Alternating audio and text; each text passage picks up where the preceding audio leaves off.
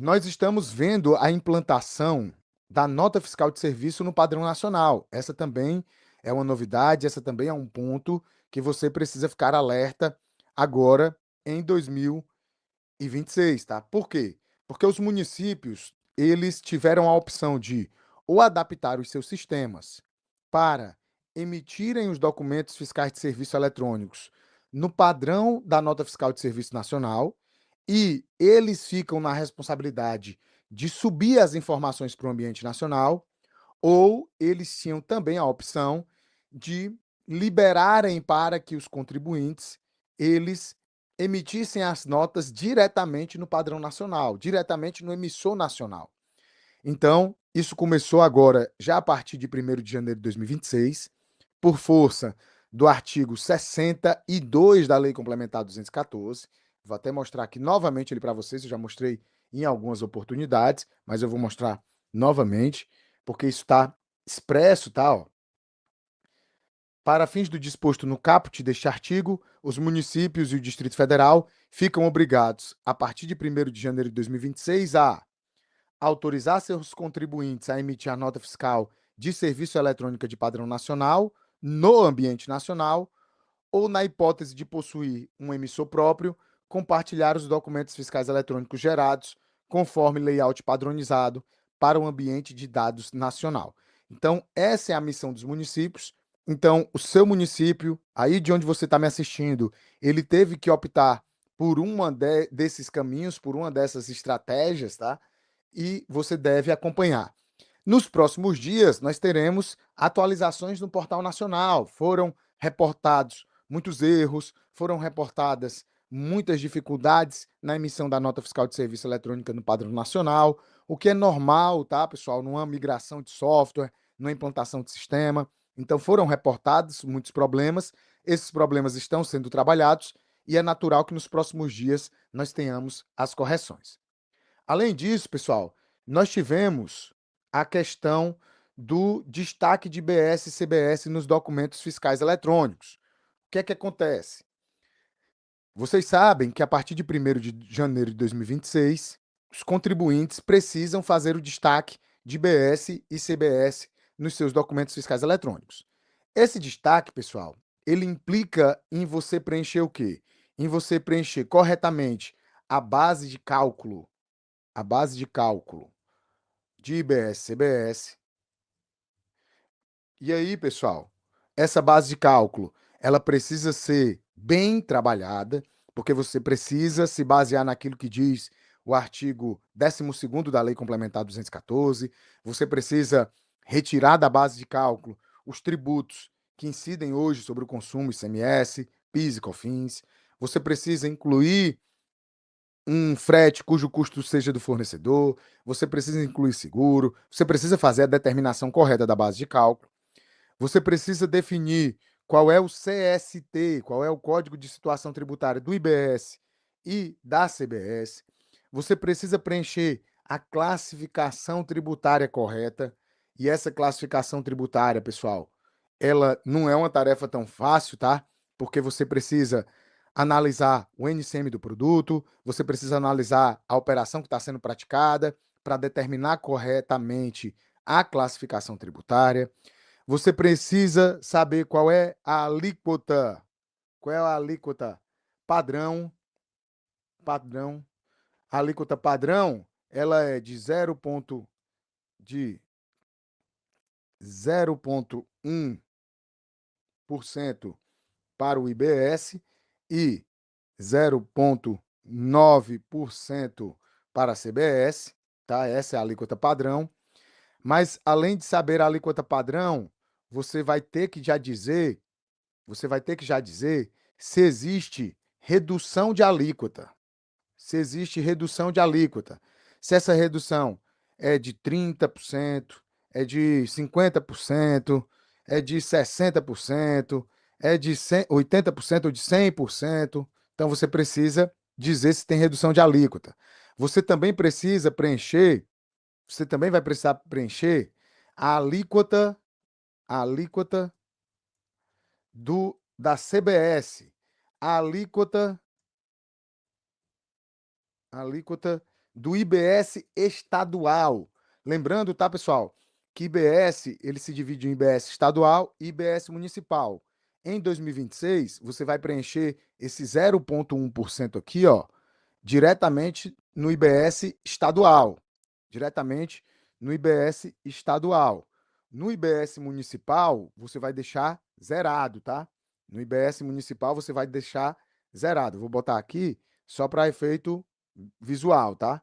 IBS municipal, você vai deixar zerado. Se tiver redução de alíquota, essas alíquotas aqui, elas já vão estar também efetivas, tá? Elas já vão estar efetivas.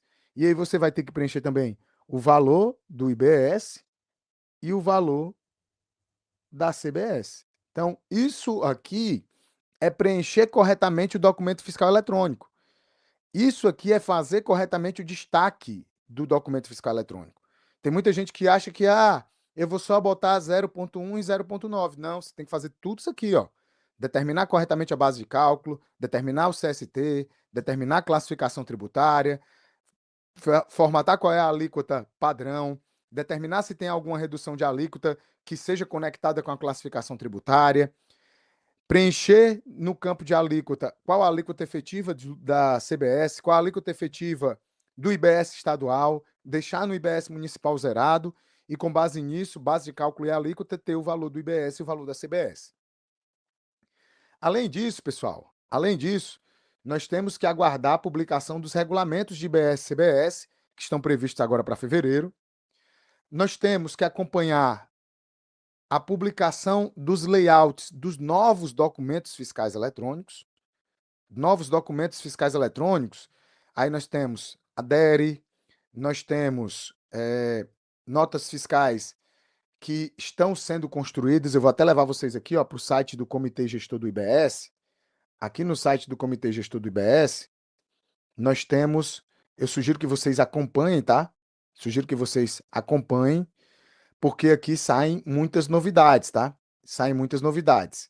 E aqui é tratado sobre o ato conjunto 1 de 2025, que foi publicado no dia 23 de dezembro de 2025, e ele fala sobre os documentos fiscais eletrônicos que serão recepcionados no regulamento, que são esses 12 modelos.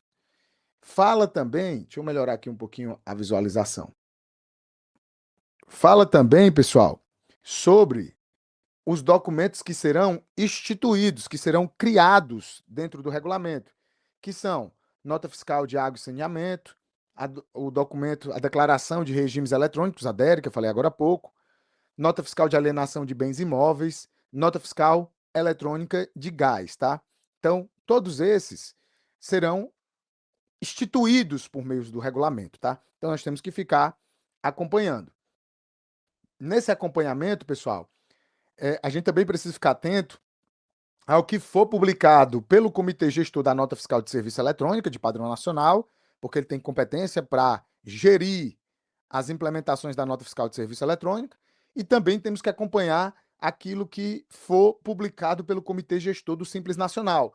Inclusive, aqui no material, eu coloquei que no âmbito do Simples Nacional, nós precisamos aguardar regulamentação do Comitê Gestor do Simples, tá? Por quê? Quando a Lei Complementar 214 veio em 2025, a lei é do dia 16 de janeiro e a regulamentação do Comitê Gestor, por meio da Resolução 183, só veio no mês de outubro. Só que agora nós já temos novidades que se aplicam ao Simples Nacional, nós já temos novidades que são importantes também por meio da Lei Complementar 227 e também de efeitos produzidos pela Lei Complementar 226 e que precisam de regulamentação do Comitê Gestor, até porque tem pontos contraditórios na lei, tá? Tem pontos contraditórios na lei. Então, aproveitei esse gancho para poder falar disso com vocês.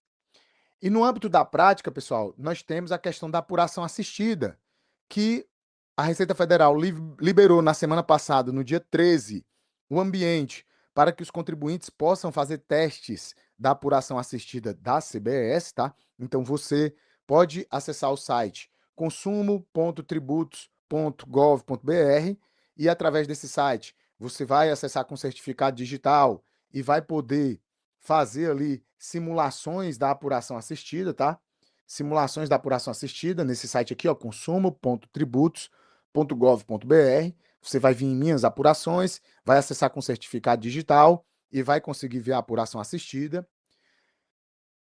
No âmbito do IBS, ele está em fase de homologação, está acontecendo o piloto do IBS. 123 empresas foram selecionadas, conforme eu mostrei para vocês agora há pouco no site do IBS.